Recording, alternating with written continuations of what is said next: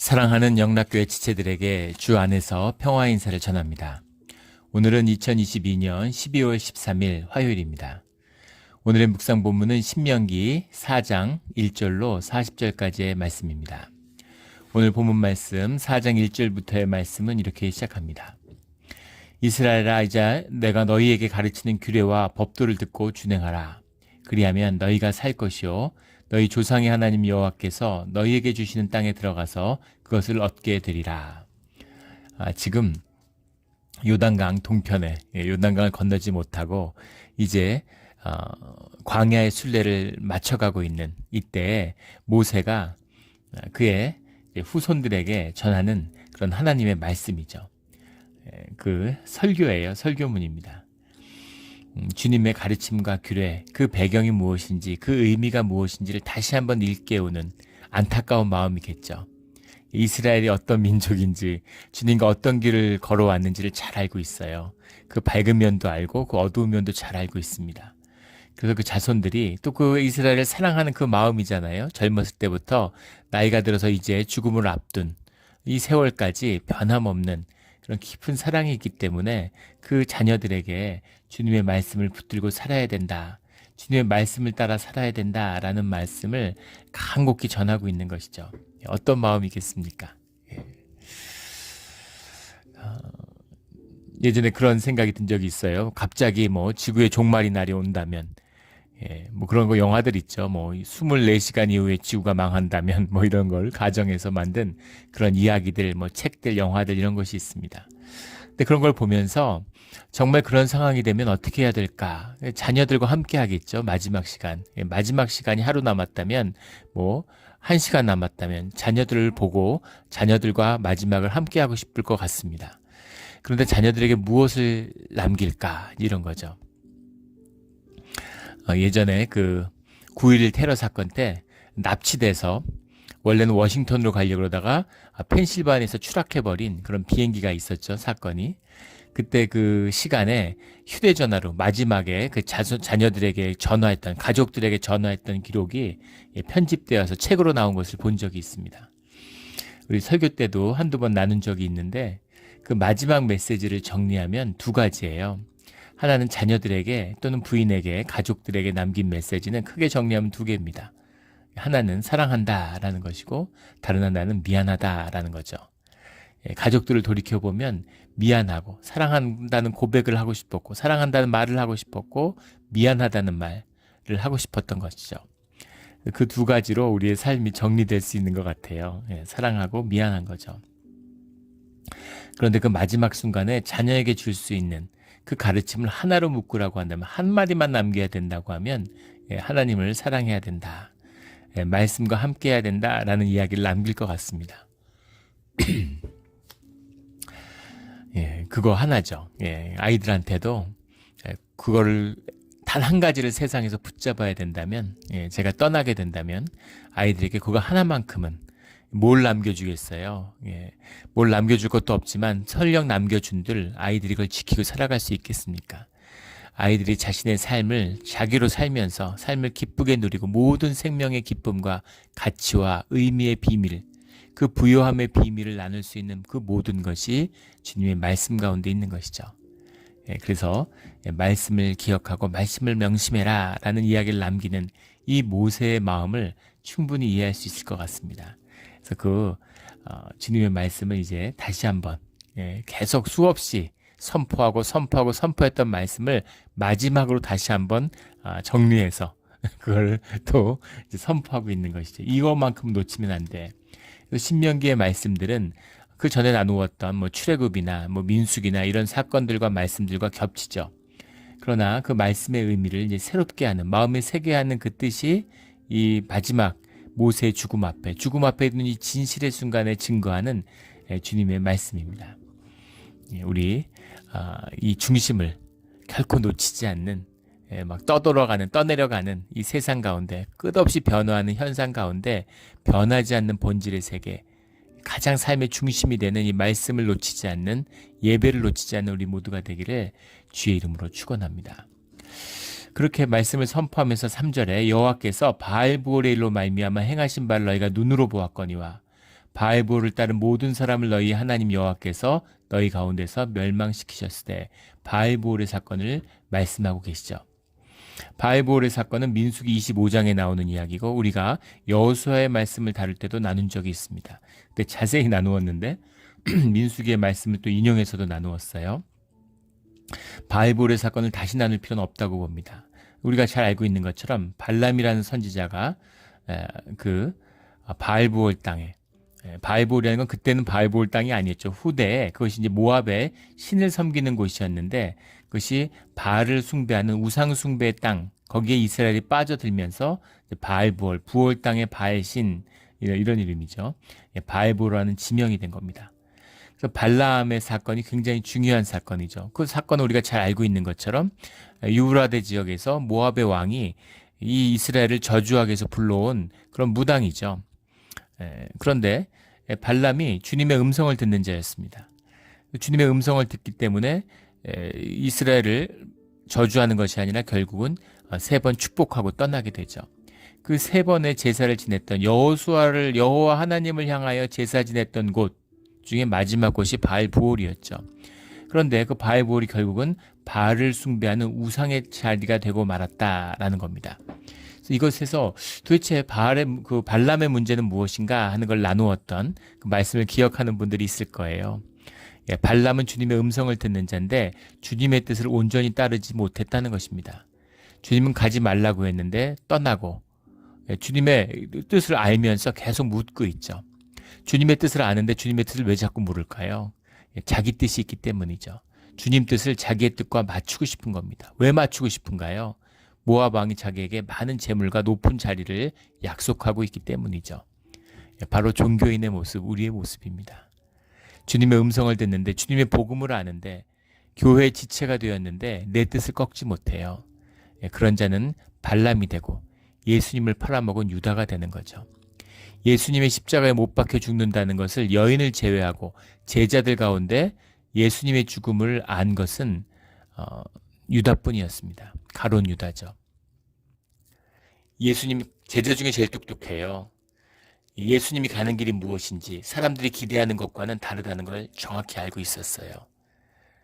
그런데 예수님의 뜻을 알지만 예수님 뜻과 함께 할 수 없는 것이죠. 그것이 가론 유다입니다. 발람이죠. 하나님의 뜻을 알지만 그 뜻을 온전히 순종할 수 없는 것이죠. 왜냐하면 내 뜻도 귀하기 때문인 겁니다. 말씀을 더하거나 빼지 말라, 가감하지 말라, 이런 말씀이 계속해서 우리 신명기에 나오고 있는데 그것입니다. 주님의 말씀을 있는 그대로 순종할 수 있는, 주님의 말씀에만 순종할 수 있는 자들이 돼야 되는 거죠. 예수님이 말씀하시는 것처럼 네가 맹인 되었으면 너희 죄가 없을 텐데 보았다고 하니 너희 죄가 그대로 있구나 라는 그 말씀처럼 못 보면 괜찮아요. 주님을 모르고 복음을 모르고 교회를 모르면 괜찮습니다. 그런데 아는데, 복음을 아는데, 주님의 음성을 들었는데 교회 멤버가 되고 심지어 중직자가 됐는데 주님의 뜻을 온전히 따를 수 없다라는 것이 바로 죄가 되는 거죠. 최악이 되는 겁니다. 주님을 모르는 것보다 더 나빠요. 이것이 바알보올의 본질인 것이죠. 세상을 보십시오. 이슬람도 마찬가지죠. 이슬람의 주된 텍스트가 성경이에요. 거긴데 코란을 갖다 붙인 것이죠. 몰몬교도들도 마찬가지, 통일교도도 마찬가지죠. 다 성경에서 시작했는데 거기다가 자신들의 이야기를 갖다 섞은 것입니다. 최악이죠. 주님을 모르는 것보다 더 나쁜 것이죠. 주님께 향하는 길들을 오도하기 때문입니다. 주님을 섬겨야 되는데 주님을 제대로 온전히 섬겨야 된다라는 것이 이 말씀의 본질인 거죠. 주님이 능력 있는 걸 알아요. 제사를 배웠습니다. 주님과 함께 동행했어요. 그런데 주님을 잃어버리면 타락한 종교가 되는 것이죠. 오늘날 개신교, 기독교가 명심해야 될 이야기입니다. 명심해야 될 말씀이에요. 그런 주님과 함께하는 비밀, 이것이 신명기의 말씀이죠. 7절에 가면 그 신이 가까이함을 얻은 큰 나라가 어디 있느냐. 8절에 그 규례와 법도가 공의로운 큰 나라가 어디 있느냐. 이런 나라가 어디 있겠느냐. 이런 것이죠. 주님의 음성을 듣는 자들, 주님의 과 함께하는 나라가 어디 있습니까? 그런 역사가 어디 있습니까? 그런 나라와 그런 역사가 없죠. 근데 주님의 음성을 직접 들려주고 주님이 인도하시는 길을 가는 그런 나라가 너희가 아니냐라는 거죠. 주님의 나라죠. 주님의 백성이죠. 이 땅이 교회가 되어야 되는 것이죠.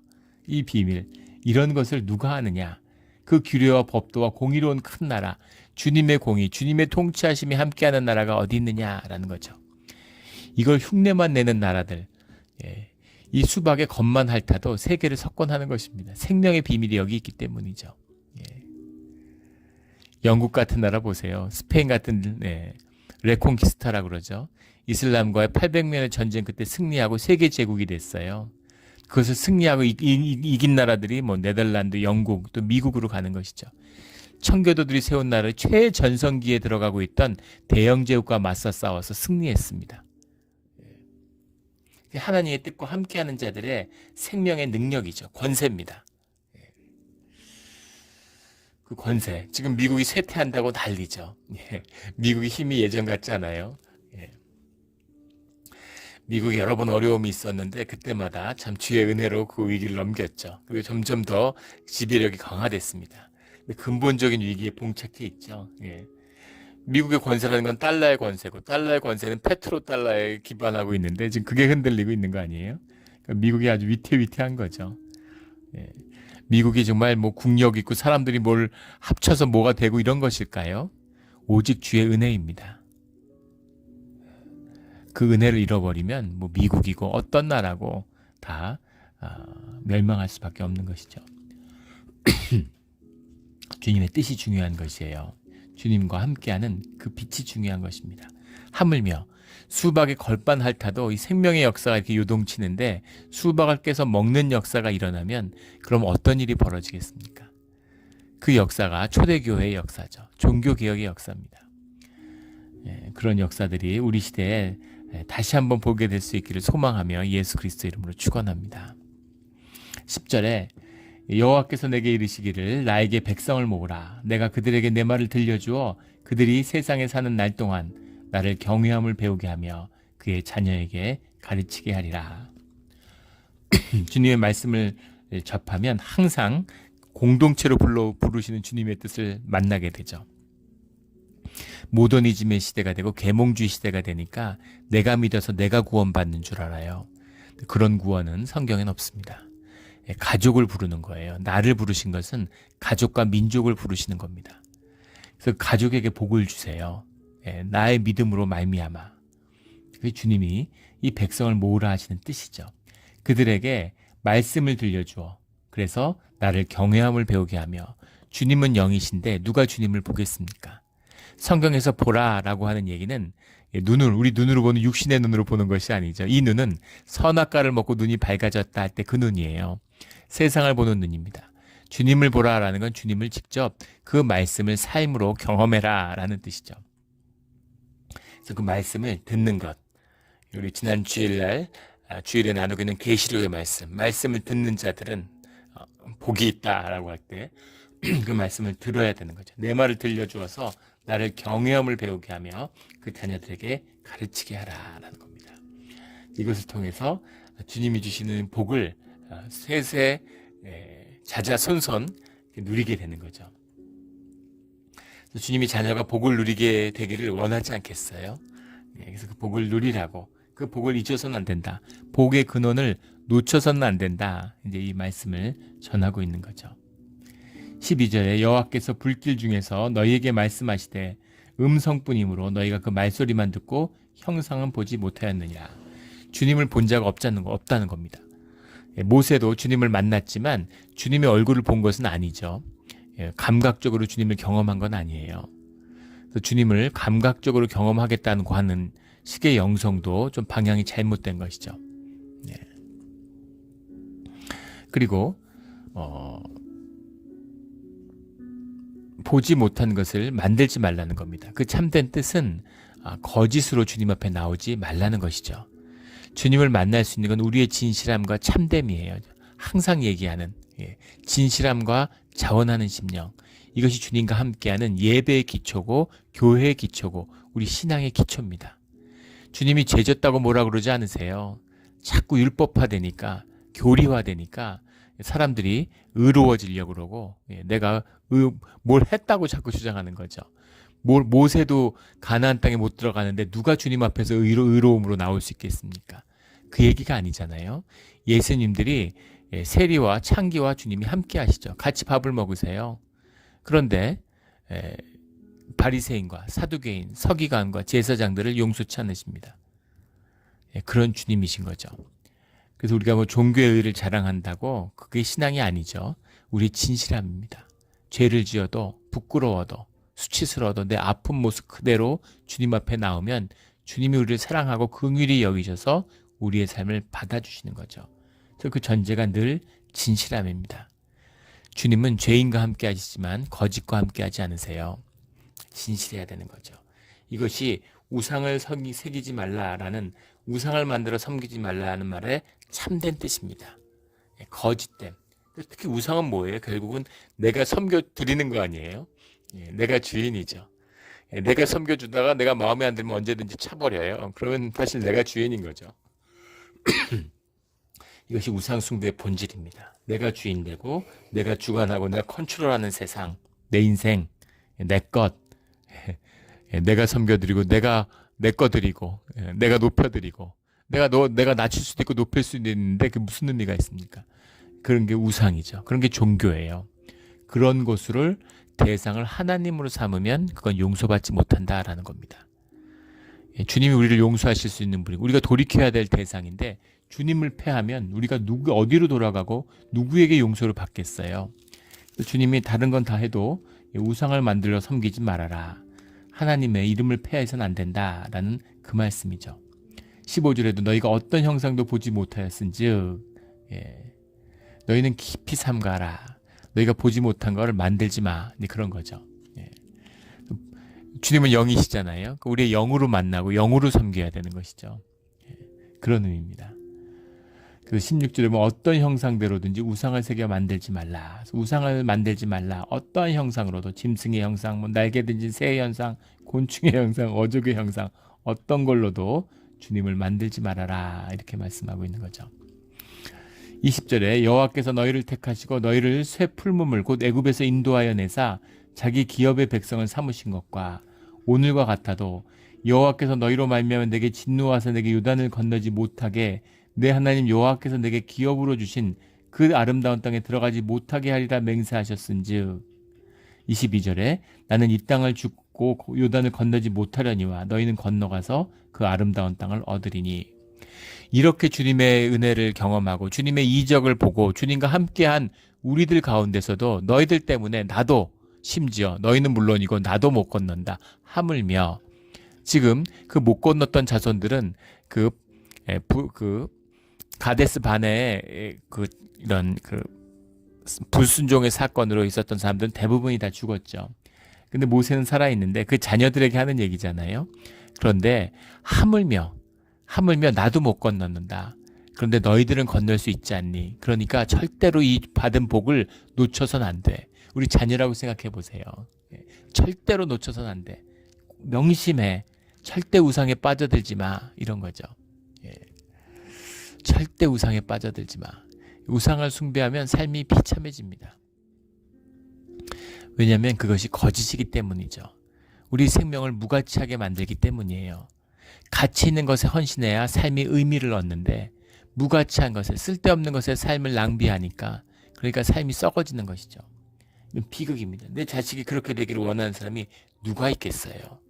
절대로 그러면 안 된다라는 정말 피가 끓는 그런 호소인 것이죠.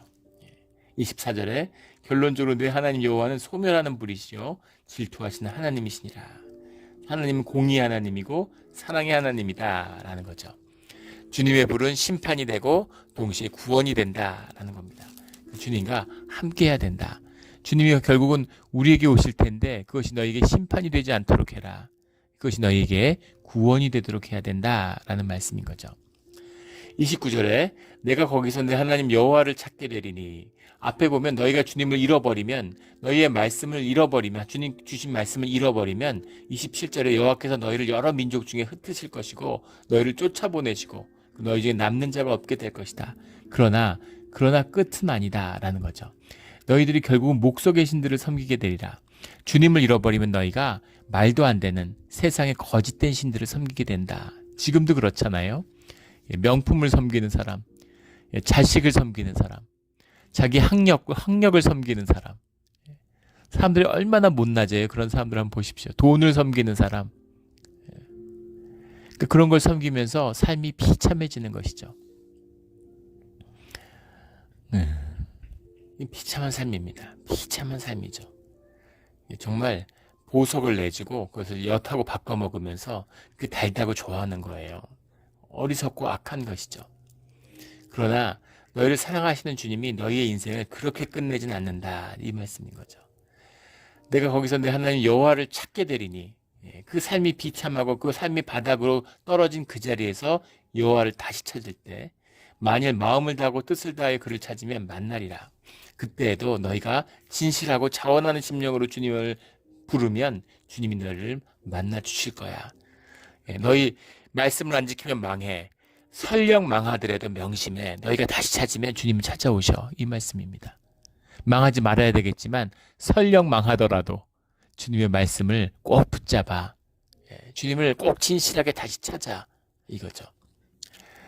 예전에 한 자매가 그런 이야기를 해요. 천연대 유부남하고 바람이 난 것이죠.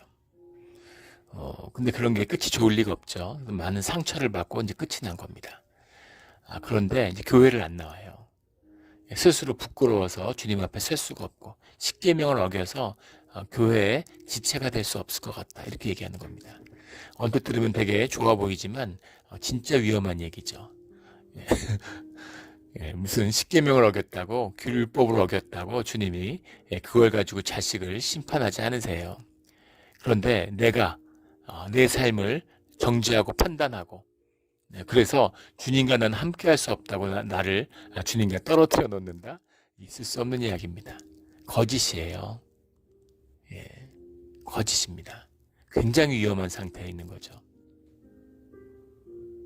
내가 죽게 생겼는데 살려주십시오 하는 게 맞잖아요. 사도 바울처럼 이방인에게 목숨을 빼앗으니 그런 일을 보이면 안 되겠다. 옆에 있는 그 자기 시종에게 자기를 죽여라. 이런 역사의 기록에 남은 최초의 자살자라고 그러죠. 왜 사울이 주님의 함께 할 수 없는지 버림받았는지를 보여주는 장면이죠. 사울의 중심이 무엇인가라는 걸 보여주는 겁니다. 주님 앞에 부끄러운 게 뭐가 있어요? 자식이 부모 앞에 부끄러운 게 뭐가 있겠습니까? 주님을 찾아야 되는 거죠. 꼭 찾아. 너희 망하게 될 텐데, 너희 하나님의 말씀으로 망하게 될 텐데 꼭 주님을 다시 찾아야 돼. 그러면 주님은 너희들을 다시 회복시켜 주셔. 이런 말씀인 거죠. 환난을 당하다가 끝날에 내 하나님 여호와께서 돌아와서 그의 말씀을 청종하리니 내 하나님 여호와는 31절에 자비하신 하나님이십니다. 사랑이 많고 자비하시고 긍휼이 많으신 하나님이야. 아버지는 그런 분이야. 너희들 절대 말씀을 잃어버리면 안 돼요. 설령 잃어버려서 망하더라도 세상의 종노릇하고 아무리 비참해져도 돼지 쥐염 열매를 먹고 사는 일이 있어도 아버지한테 돌아와야 돼. 그런 말씀이죠. 그러면 주님이 받아주셔. 이런 얘기입니다. 우리가 명심해야 될 얘기죠. 주님이 어떤 분이신지 결코 거짓과 타협하지 않고 주님과 함께하는 우리 모두가 되기를 주의 이름으로 축원합니다. 34절에 어떤 신이 와서 시험과 이적과 기사와 전쟁과 강한 손과 편팔과 크게 두려운 일로 한 민족을 다른 민족에서 인도하여 낸 일이 있느냐. 이것을 내게 나타내심은 35절에 여호와는 하나님이시오 그 외에는 다른 신이 없음을 내게 알게 하려 하심이니라. 노예된 민족을 400년 만에 구원하고 나라가 망해서 노예로 끌려간 민족이 70년 뒤에 회복해서 돌아옵니다. 이런 일이 있을 수가 있겠습니까? 고구려가 망했는데 신라가 망하고 이제 고려가 망해가려고 그러는데 갑자기 고구려 유민들이 나라를 세우겠다고 돌아와요. 이런 일이 있을 수 있겠습니까? 상상도 할 수 없는 일이죠. 어떻게 이런 일이 있을 수가 있어요? 송나라가 망했는데 명나라가 망하고 청나라가 망할 때쯤에 송나라를 다시 세워야 되겠다. 그리고 사람들이 돌아와요. 있을 수도 없는 얘기죠. 그런 얘기입니다. 말도 안 되는 이야기죠. 어떻게 이런 일이 있을 수 있을까? 꼭 이런 일이 아니더라도 역사상 약한 사람이 힘 없는 사람들이 힘 있는 사람들에게 치이고 밟히는 거잖아요. 비주류가 주류한테 밟히는 것이죠. 예. 마이너리티가 머저리한테 짓밟혔는데 그것을 역전시킨 경우는 딱 두 가지밖에 없습니다. 역사상 딱 두 개예요. 하나는 이 바벨론의 유수입니다. 바벨론의 노예로 끌려갔다가 돌아온 거예요. 있을 수 없는 일이 일어난 것이죠. 또 하나는 초대교회가 핍박을 받고 짓밟혔는데 로마 사회를 뒤집은 겁니다. 엄청난 핍박을 100여 년 가까이 받았는데 결국은 그것을 이겨내고 승리한 다음에 그리고 다시 한 200년이 지나서 뒤집어 버리고 그 사회를 장악하게 된 거죠. 어떻게 이런 일이 있을 수가 있어요. 예. 여성과 노예들로 이루어진 그 시절에 황제의 권력으로 세계 제국이 짓밟았는데 어떻게 그것을 죽지 않고 더 커져고 점점 더 커져서 그 제국을 삼켰을까? 제국을 이겼을까? 제국을 뒤집어 버렸을까? 예, 그것이 너희 하나님이 하시는 일이다. 강한 손과 크게 두려운 일로 주님이 하시는 일이다. 라는 것이죠. 이게 우리 하나님이십니다. 예, 죽음을 정복한 예수 그리스도의 권세가 우리와 함께하고 있기 때문에 두려울 것이 없는 것이죠. 그 일을 이루는 거예요. 그 자연계에도 이제 이런 일이 있죠. 그 에포미스라고 하는 종이 있습니다. 우리말로 물장군이라고 그러죠. 물장군이 뭐 이제 여러 종류가 있는데 에포미스에도 그 에포미스라는 게 무시무시하죠. 에포미스에 관한 자연 다큐를 보고 아주 경악함, 손이 떨릴 정도로 무시무시한 놈입니다. 곤충인데 작은 곤충, 애벌레처럼 생긴 곤충인데 이것이 척추동물들, 개구리 같은 걸 잡아먹어요. 두꺼비 개구리 이런 걸 잡아먹습니다. 이것을 잡아먹으려고 개구리가 와서 이 에포미스를 삼키려고 그러면 턱을 딱 뭅니다. 턱을 물고 자기 체액을 주입하면 그러면 개구리가 마비돼요. 마비시킨 다음에 그 다음에 개구리를 살 그 피부를 벗겨내고 안에 있는 생즙을 다 뽑아서 빨아 마시고 턱을 문 상태에서 빨아 마시고 껍질을 벗겨서 살을 다 파먹습니다. 그래서 그 에포미스가 먹고 난 개구리나 두꺼비의 유체는 정말 비참하죠. 때로는 삼키지 않아도 뒤에서 접근해서 뒷다리를 물고서 그렇게 마비시킨 다음에 하기도 해요. 근데 이상하죠. 작은 거니까 그냥 한 입에 삼켜버리면 될 텐데. 근데 한 입에 삼켜버리면은 그것도 실제 삼킨 것을 이렇게 찍었는데 한 5분쯤 지나면 뱉습니다. 그 체액을 안에서 분비하면 막 구토가 일어나서 소화를 못 시키고 뱉어내는 거죠. 그래서 사실은 물장군이 천하무적이에요. 그래서 어떻게 이런 일이 있을 수가 있을까? 예. 어떻게 작은 유충을 이런 척추동물들이 잡아먹어야지 어떻게 이런 먹이사슬을 완전히 거스르는 이런 일이 있을 수가 있을까? 근데 그런 일이 자연의 섭리 가운데도 있다는 겁니다. 그러니까 신의 섭리 가운데 있을 수 있는 일이고 못하실 일이 없는 것이죠.